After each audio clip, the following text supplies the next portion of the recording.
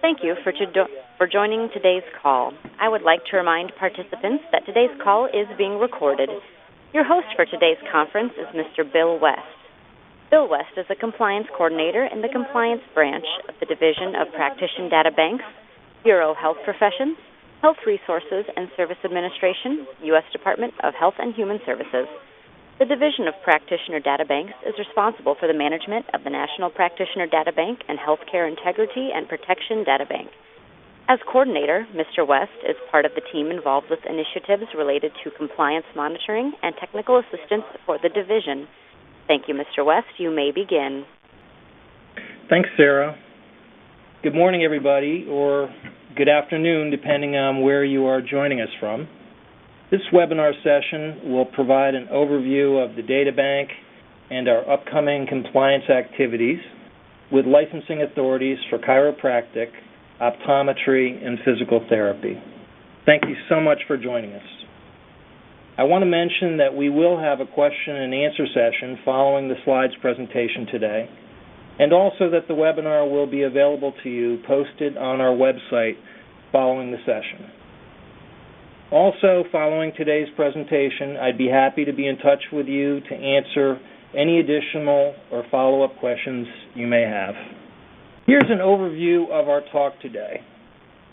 We'll spend a couple minutes on this slide to provide some background to you. The reason we invited you to participate in this webinar today is because we are beginning a compliance process with state licensing authorities for chiropractic, optometry, and physical therapy.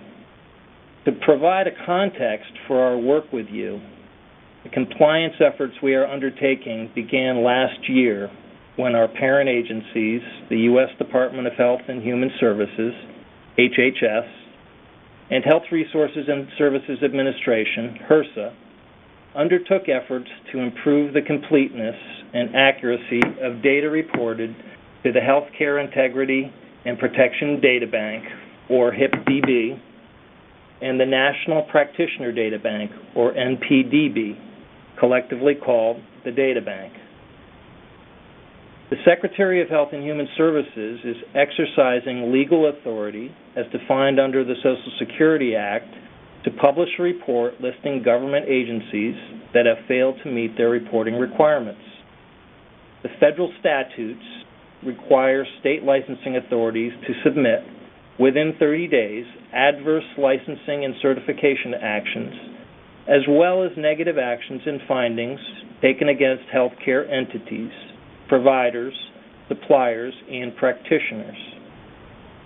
These reportable actions or findings include both final actions and those taken as a result of formal proceedings.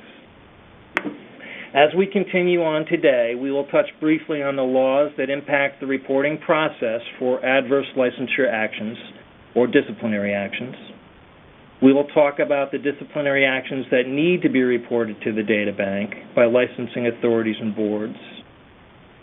And then we will focus on the compliance activities that we will be working on with each of you, the state licensing authorities, over the next several months.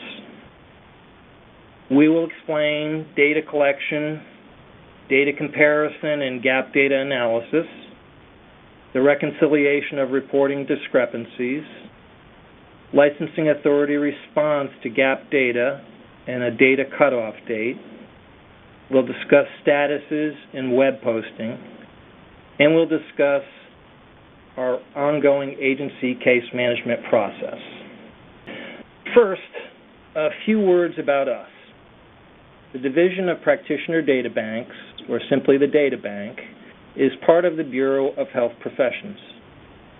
The Bureau of Health Professions is one of 6 bureaus and 9 offices that make up the Health Resources and Health and Services Administration, or HRSA. HRSA comes under the umbrella of the Department of Health and Human Services. HRSA is the primary federal agency for improving access to health care services for people who are uninsured, isolated, or medically vulnerable, and provides leadership and financial support to healthcare providers in every state and U.S. territory. The mission of the Bureau of Health Professions is to increase our population's access to health care by providing national leadership in the development, distribution, and retention of a diverse, culturally competent health workforce that can adapt to the population's changing health care needs and provide the highest quality of care for all. The Division of Practitioner Data Banks, or just Data Bank, as part of HRSA's Bureau of Health Professions, is committed to the development and operation of cost-effective and efficient systems that offer accurate, reliable, and timely information on practitioners, providers, and suppliers to credentialing, privileging, and government authorities. You'll be happy to hear we're not going to go over this slide in detail. Here is the organization chart for our Bureau. And so with that, let's get started. The next slide. To remind us all again, today's presentation will focus on the compliance activities that the data bank is beginning with state licensing authorities for chiropractic, optometry, and physical therapy. Here is a very brief summary of our authorizing legislation and the impact of recent legislative changes on our data bank reporting requirements. The data bank was established through the Healthcare Quality Improvement Act of 1986 to act as an information clearinghouse related to the competence and conduct of physicians, dentists, and other healthcare practitioners. With the implementation of Section 1921 of the Social Security Act back in March of last year, and the enactment of healthcare reform, the National Practitioner Data Bank, NPDB, was expanded to collect and disseminate adverse information beyond actions based on the professional competence and conduct of just physicians and dentists. The intent of Section 1921 is to protect beneficiaries participating in the Social Security Act's healthcare programs, like Medicare and Medicaid, from unfit healthcare practitioners, and improve the anti-fraud provisions of these programs. With access to expanded information, the potential to improve the safety of patients is increased. Section 1921 information is available to hospitals, other healthcare entities, and state licensing boards by the process of querying the data bank. This information benefits hospitals, other healthcare entities, and state licensing boards with pre-employment screening as well as credentialing. HR departments can query the data bank to support their employment decision, their decision-making for all licensed healthcare practitioners. For example, physicians, nurses, physical therapists, pharmacists, chiropractors, optometrists, podiatrists, social workers, respiratory therapists, and other health-related professions. For these queryers to get accurate information to inform their decision-making, the information must be reported into the data bank timely and correctly. Although private accreditation organizations like the Joint Commission and the National Committee for Quality Assurance report to the data bank as a result of Section 1921, state licensing agencies and authorities like you are responsible for the bulk of the reporting to the data bank. The second piece I want to mention is about the Healthcare Integrity and Protection Data Bank. The HIPDB was established under the Social Security Act and attached to HIPAA, the Health Insurance Portability and Accountability Act of 1996, with the purpose of deterring fraud and abuse in the healthcare system. Federal and state agencies must report to the data bank, but with the implementation of Section 1921, state licensing authorities are submitting through one process to both the NPDB and the HIPDB without submitting separate reports. Last year, the Affordable Care Act included a provision for the NPDB and the HIPDB to be merged to improve efficiency and reduce duplication. The two databases will be merged in 2012, and the merge will have no impact on reporting or querying and will not change how or what state licensing authorities or boards submit to the databank. Let's now talk about reporting to the databank. What are the reporting requirements? Let's take a closer look. The adverse licensure actions taken against all healthcare practitioners and healthcare entities are reportable to the databank. Examples of entities would be nursing homes, pharmacies, or home health care agencies. The link provided here is to a guide which will provide you with a detailed decision tree to assist you in reporting to the databank and show you the flow of the reporting process. Here are some specifics on the next two slides. Adverse actions taken as a result of a formal proceeding, formal hearing, or formal or final board action are reportable to the databank within 30 days. An action is reportable when it is the result of a formal proceeding or a final action and includes one of the following four. We'll see two on this slide and two on the next. First, an adverse action, formal action, including revocation, suspension, reprimand, censure, or probation. Or a dismissal or closure of a formal proceeding because the practitioner surrendered the license or left the jurisdiction. Or any other loss of license or right to apply for or renew the license by operation of law, voluntary surrender, or non-renewal. This does not include the non-payment of fees, retirement, or inactive status, or any publicly available negative action or finding, and this includes a healthcare-related administrative fine or citation resulting from a formal proceeding. So those are the four that give you some details about what is reportable. We've talked about some reporting specifics, and before we begin to describe upcoming compliance activities, I want to touch briefly for you on who can access this information we've been talking about. The information contained in the databank is not accessible to the general public. So who can view or query for this information? Practitioners and entities may self-query. State licensing authorities or boards like you, hospitals and other healthcare entities,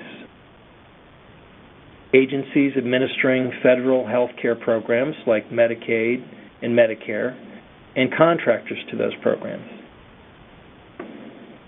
State agencies administering state health care programs, state Medicaid fraud control units, the U.S. Attorney General, the U.S. Comptroller General, all may access information in the databank.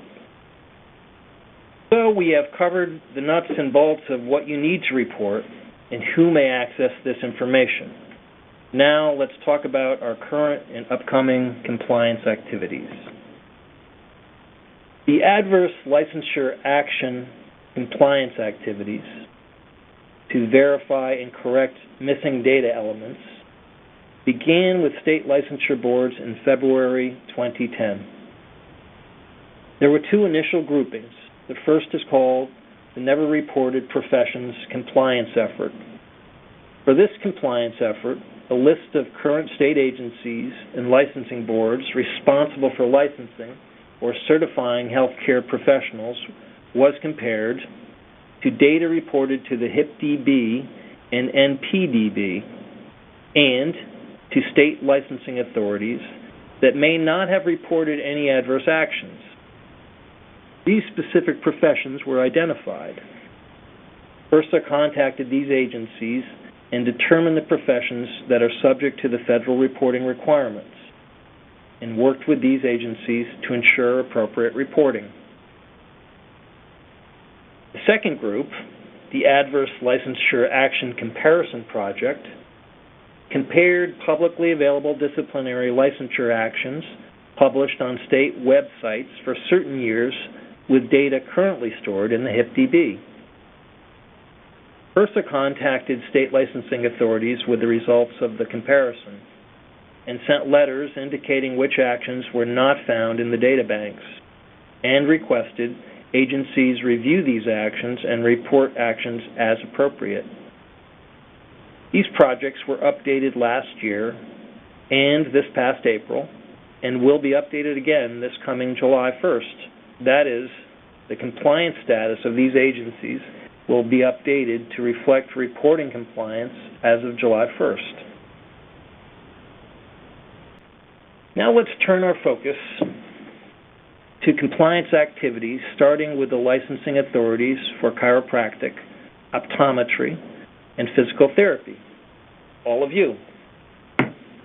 Our work with your agencies will be using the same comparison methodology that we just talked about. This slide gives you a summary and order of activities that we are beginning with you today.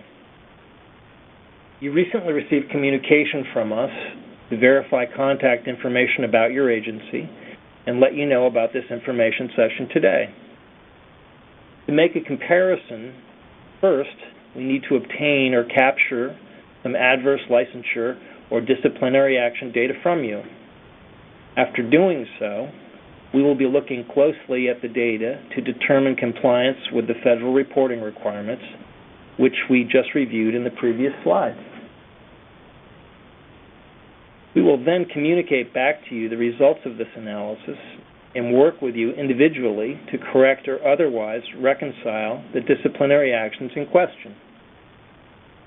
For the purposes of this October 1st compliance activity, this correction process will continue with your agency until September 1st, at which time we will assign a compliance status for your agency by profession for the October 1st website posting. However, the process of assisting you to correct or reconcile the disciplinary actions in question will not end in September or October as a result of this compliance activity. Our staff will continue to work back and forth with you until all discrepancies have been resolved. Let's spend a few minutes talking about data capture. We will be looking at actions taken between 2006 and 2009. We will look at these adverse actions on your website to the best of our ability based on the available information sources. We will focus primarily on reportable licensure actions. We are presently capturing data from your websites, if it is publicly available. If you think there is a better source for your data, please contact me and let me know as soon as possible, so that our data for your agency will most accurately reflect your activity. And as you will see, more accurate data will make the reconciliation process less difficult. From what we have learned so far, there are some 50-plus licensing authorities that do not have disciplinary action information readily available on their websites. For these agencies, by now, you will have received an email communication to securely exchange a data file with us. The email includes specifics about the information being requested and the time frame for submission. Please review this request and respond to us by July 7th or as soon as possible. For the current compliance activity, all adverse licensure actions or disciplinary actions will be reviewed from January 2006 to December 2009. Now, a couple of comments about the use of reporting agents. If your agency uses a reporting agent, like the Federation of State Boards of Physical Therapy, and by the way, I noticed some great information on reporting on their site recently, or if you use the Federation of Chiropractic Licensing Boards, we would be happy to work collaboratively with them. However, whether you use a reporting agent or not, the state licensing authority is ultimately responsible for ensuring that the disciplinary actions made on behalf of their organizations that are reportable are indeed reported to the data bank. We have seen through past experiences that there can be disconnects between licensing authorities and reporting agents. A couple of examples for you. We have had several cases where a report made by the reporting agent to the data bank bounces back to the reporting agent because it was submitted with incomplete or missing information. Then the report sits in limbo, unreported. When such reports bounce back, you should contact the help desk to remedy the situation. When you have missing or incomplete information on a practitioner, the help desk can guide you or your reporting agent on the specifics of how to submit the report, if necessary, with incomplete information. The bottom line is that monitoring and communication is needed on your part to ensure that what you intend to report is properly reported by your reporting agent. We have also seen licensing authorities allow their agreement with a reporting agent to lapse. The licensing authority believed that the reporting agent was making reports on their behalf, and in fact, no reports were reaching the data bank. This arrangement went on for more than a year before it was discovered, putting the agency well behind in their reporting. So if you have forwarded reports onto your agent to report to the data bank and they have not been reported, we will ask you to resolve any disconnects with your reporting agent. Let's look more closely at data analysis. Each disciplinary action is examined and compared against data bank reporting standards, which are based on our authorizing legislation, rules, and regulations. The questions we ask are, is the licensure action reportable to the data bank? Was the licensure action correctly reported? Was the report timely? Actions that are reportable but not found in the data bank are flagged, summarized, and communicated back to the licensing authority as gap data. Licensing authorities are then asked to review the gap list and respond. If the actions in question are reportable, we ask that you report the actions. If you believe the actions have been reported, we ask that you provide us with the DCN, or Data Bank Control Number. If you believe the action is not reportable, we ask that you provide us with an acceptable justification for not reporting the action. This may be based on information that you have that is unknown to us. Or there may be state laws, statutes, or other state policies that are unknown to us that will explain why you have not reported the actions to the data bank. We understand that when we request that you report to us any other negative action or finding, that there is no common definition of this term, and that in most cases, licensing authorities will be guided by other state laws and statutes. Let's look at report reconciliation and status assignment. A compliance coordinator at the Division of Practitioner Data Banks will be assigned to your agency. The coordinator, and by the way, it's a great group of folks here, will work one-on-one with you by email and phone to assist you with reconciling your gap data. Our data bank help desk staff is also available to assist you with the logistics of reporting and registering. This process will continue until you have reconciled all of the disciplinary actions in question. On September 1st, we will take a snapshot of your compliance status by looking at your progress up to that date. We will map your progress to our business rules for this activity and assign a compliance status to your agency based on that point in time snapshot. If your agency does not meet the criteria for compliant by the September 1st data cutoff, Our compliance coordinators will continue to work with you to achieve that status as soon as possible. Your status will be updated on a rolling basis as you reach compliance. The compliance status will fall into one of 4 categories: compliant, working toward compliance, non-compliant, or under review. For detailed definitions, please follow this link.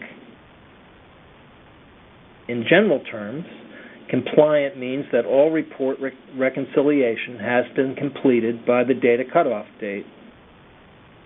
Working toward compliance means that some reporting has been started and verified, or that we have approved of a corrective action plan to do so. Non-compliant means that there is no reporting has begun, or the agency is largely unresponsive to our attempts to communicate. Let me discuss corrective action plans at this point. When we have identified and agreed on some actions that need to be reported to the data bank, we will ask you to agree to a plan, or rather a corrective action plan, or CAP, to do so. I'd be happy to send you a form we have developed that makes this task easy for you. Just send me an email, and I'd be happy to email you a copy of the form. Basically, the CAP specifies how many actions need to be reported, your time schedule for reporting those actions, the date completion is expected, and your attestation to continue reporting to the data bank in the future. The plan is sent to us, and your reporting should begin within 15 days of your plan being approved by us as an acceptable plan of action. Next slide. Your status will be posted on the data bank website and available to the public on October 1st, 2011. The statuses are organized by state and by profession. You can look at the current statuses under this link. When you follow the link, look for the Adverse Licensure Action Comparison Project. Click on the View Status of Comparison Project, and you will be able to scroll from Alabama to Wyoming.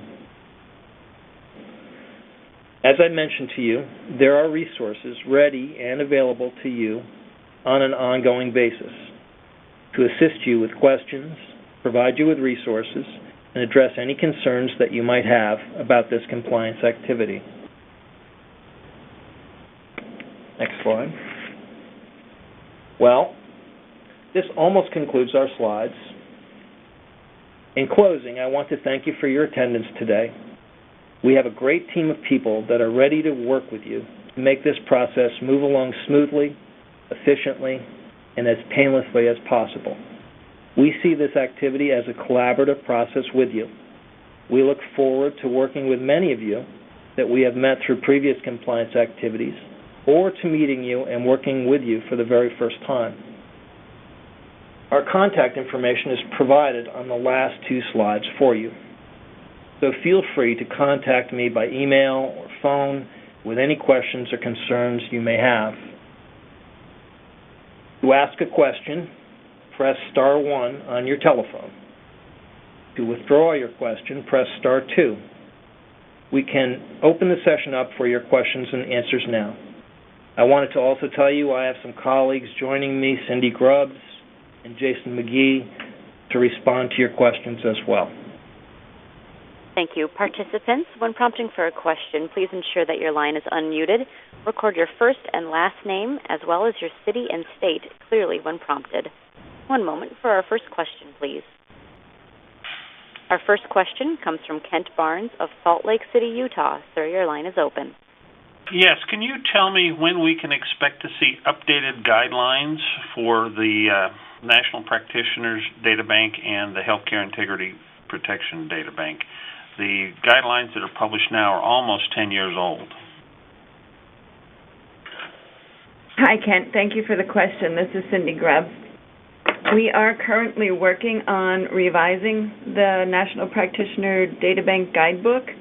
We do realize that it hasn't been updated for quite a few years now, and once we get it to a point that we're fairly comfortable with it, we are going to ask a few people that we work closely with to review it and provide input before it actually goes through our internal process here of approval through our Office of Communications. I anticipate this will take probably 4 to 6 months yet. Will you be issuing interim guidelines for Social Security 1921? No, the only information that we do have available would be the information that is currently on the website or the information that is in the guidebook, which is essentially the same as the licensure information for Section 1921. I'm sure you can understand that for the agencies that are working hard to comply, the availability of current documentation that we're being held accountable for is important. I certainly do understand that. The area that really is not clearly defined is really the negative action or finding aspect of this, and that definition is really very flexible and fluid based on each state's interpretation of what a negative action or finding is. Thank you. Our next question comes from Kathleen Libber of Topeka, Kansas. Your line is open. Yes. First of all, I want to thank you all because I would say in the last 6 months or a year, there's been a lot more interaction and give and take and education, proactive education on you all's part, so I want to thank you very much for that. My question is sort of completing the circle because as the first questioner noted, as medical boards, we have we're held to a very high standard to make sure we get information to you. My question is, recently our boards, at least my board, has been criticized by Public Citizen for not following up and taking action against physicians who were disciplined by hospitals or had adverse privilege action. And the Public Citizen report suggests that we can get that information from you by requesting it. Can you tell me how that circle is completed and how we know who to ask for, or will you give it to us when hospitals report, because hospitals are mandatory reporters to you. So when hospital reports to you that a licensee from our state has been disciplined, when, where, and how will you notify us of that?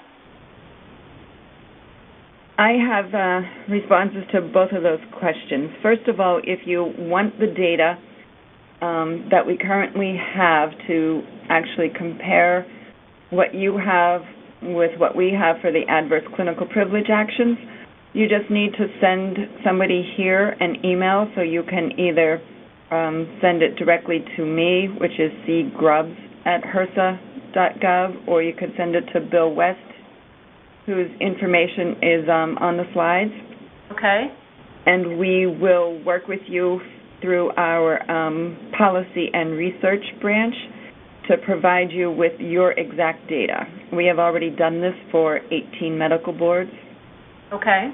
And so then you can compare it and make sure that you actually have the information and take an appropriate actions. So going forward in the future, will you proactively, so if hospital in Topeka takes action against a licensee, will you proactively notify us of that? What we're going to do is change our system. Right now, the way it is supposed to work is that the hospital and a malpractice insurer that makes a payment and reports it is supposed to print off a copy of the NPDB report and mail it to the appropriate state licensing board. Right, but this is sort of a double check on that because there's a lot of reports and studies that indicate that we don't always get them from hospitals.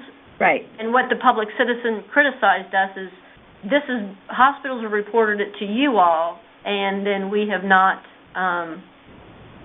followed up with action. So if we can identify the people that are listed in that criticism then we can say, oh, yes, we knew about it, or no, we didn't know about it because the hospital didn't report it to us.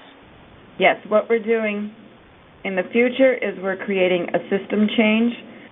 So when a hospital or a malpractice payer submits a report to us, we will prompt them or ask them if they would like to automatically, electronically alert the state licensing board, and they will have a drop-down list as we envision it now of which state licensing board to send it to.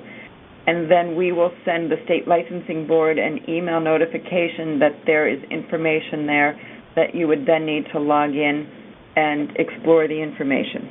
But what if, say, a licensee is licensed in Kansas, Missouri, and Oklahoma, and a Kansas hospital disciplines them? That Kansas hospital isn't necessarily going to know about the other states that they're licensed in. The National Practitioner Data Bank would know that, but I don't think that individual hospital would necessarily know. In actuality, we may not know every state that they're licensed in either, if the reporter didn't put that on the state. But those are some of the issues that we still need to work out before we actually make this change, and those are the things we're working on now. Okay, thank you. You're welcome. Our next question comes from Helen Meeks of Lincoln, Nebraska. Your line is open. Thank you. I just want to first echo again my thanks to you all at the Data Bank for your collaborative approach and for at least listening to concerns that I've expressed, and I'm sure some of my colleagues share. We appreciate your approach. Two questions. One has to do with when did the requirement start that we had to report to HIPDB? That's first. I can't remember that right off the top of my head. And then the second one was when did the data bank start to provide DCN numbers? And the reason I ask those two questions is because as you are doing the compliance activities that have been discussed during this call and in other settings, it starts with, okay, states, tell me what action you took within this time frame. And so we give you that data, and I often say, and then you turn around and use it against us. I say that in jest, but there's an element of seriousness there. So we tell you, and then you then say, well, we don't have reports in our bank. And so I know that we have not, short of having kept hard copies of reports dating back to 2006, we don't have a way of providing you any proof that we actually did report it. And the letters come out, and they just say that we didn't report something. Well, and we can say that we thought we did or we did, but we didn't have a hard copy of it anymore. So that's the impetus for my questions. When did we have to start reporting practitioners other than doctors and dentists to the HIPDB? And then when did you all start to issue document control numbers? The system right now works well with the document control numbers because we can keep those. And if there's a discrepancy, if we can provide you with that DCN number which you issued, then, things are cleared up fairly easily and quickly. Hi, Helen. It's Cindy Grubbs. The HIPDB opened for reporting in November of 1999. Okay. And it opened for querying in March of 2000. And according to the regulations, actions are reported or should be reported to the HIPDB dating back to August 31st, 1996, when the legislation was enacted. So we realize those are very old now, and we're just doing these compliance efforts from 2006 to 2009, and then we hope to just be able to go forward for 2010. Mm-hmm. DCN numbers were part of a data bank report, as far as I know, at least since 19 1999 when we opened up the IQRS, the Integrated Querying and Report System.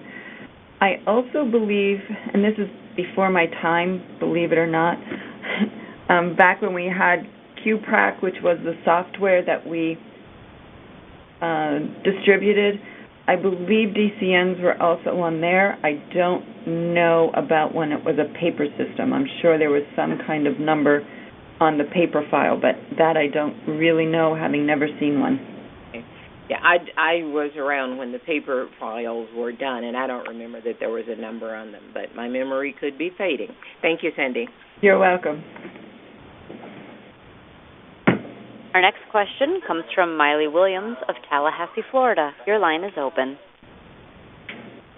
Hi, Cindy and Bill. How are you all this afternoon? Good. How are you, Miley? Miley?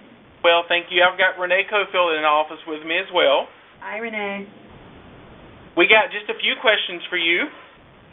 The first one, Renee was wondering, when will reports that were submitted by an authorized agent on our behalf be available to the states? I know that we have available to us now, but at some point I was wondering if there was something in place that may allow us to have access to all of our authorized agents' reports in the future. I'm not quite sure I understand, Renee. I thought, and I don't know if anybody from SRA's operations is on the line and able to address that, but I thought you could get some kind of report now from all of your agents, or you should be able to see what your agents have submitted on your behalf, but I'm not 100% sure. That may be when we want to follow up offline. That's correct, Cindy. Now, today, I can go out and see what our authorized agents has submitted, but that hasn't, as you know, always been the case. So I guess my question was, to be more clear, are we ever going to have an option that we can go back and see all of the reports that was submitted on our behalf by our authorized agent? You went to past history. That's what you're talking about, Renee, the past history of what agents submitted on your behalf? Right, yes. Correct. Okay. I'm not sure. I'm positive I don't have the answer to that, so I'll take it back and send you an email, or we'll post that up on the web with that answer for everybody to know. Okay, thank you. You're not talking about, right now you can contact the help desk and they can run a report for your agency for a specific time frame and show you the reports that are submitted for that time frame. I know that's an option available now. We've had boards that have requested that. They either don't have the records on hand to know what reports were submitted for a specific time period for a specific profession, and the help desk has a request that they have you fill out, and they can run that report and provide it to you. Okay. All right, thanks. I know we just had a dental board that asked that information. So, did you have other questions, Miley? Please. We was just wondering, what was the rationale in choosing the date range of 2006 to 2009? Why not more current than the 2009 date range, or farther back? Because I remember the first audit we got hit with back in 2010 was nursing. The biggest one went very far back. Yes, and the nursing one was really prompted by the ProPublica reporter, and we did the same time frame that the reporter was looking at so that we could all be consistent and speak with one voice to make sure that whatever he was publishing, we also understood what our data was like for that time period. Going forward, since we started this effort in 2010, we went back for 5 years, 4 years, thinking that was current enough information that would be useful to the queriers to make sure we had the information in. Going forward, we're hoping to only be 1 year behind. Okay. And the last thing we had was once we respond back to one of the audits and we state that something has been determined not to be reportable based on the department's interpretations of our state law, and we report it to you as being not reportable, what's going to happen from there? Is that something that's going to be accepted by the data bank, or will it be further investigation from there? We do review that here internally between the compliance and the policy branches to make sure that we agree with your assessment of the interpretation of the regulations. If we have no reason to believe it's been misinterpreted, then we accept your position and then move that specific matter into the compliant group. Well, I just wanted to make one more note. The other caller that had called in about the public citizen report, I'd like to just say thank you to you, Cindy, and Bill, and everybody that worked so expeditiously to get us our information that we needed so that we could investigate the public citizen report on our end. You're welcome. Yeah, you're welcome. It's been great to work with you too, Miley. It's been wonderful working through all the audits and everything so far. So, looking forward to more of them. Great. We can't wait to get them to you. Thank y'all. Doesn't look like we have any more questions in queue waiting for us. No, I show no questions at this time. So we just have provided our contact information, and so you know how to get a hold of us. There's our help desk number is easy to find. There's our website, and you can feel free to also get in touch with me after the session today. And if I can't answer your question, as we have some questions that are more legal in nature or policy in nature, I'd be happy to get you to the right person. So thank you for your attendance today. And Sarah, if there are no more questions, I guess we would just wrap up. I show no questions. Thank you for your participation in today's conference. You may disconnect at this time. Speakers, please stand by for the post-conference.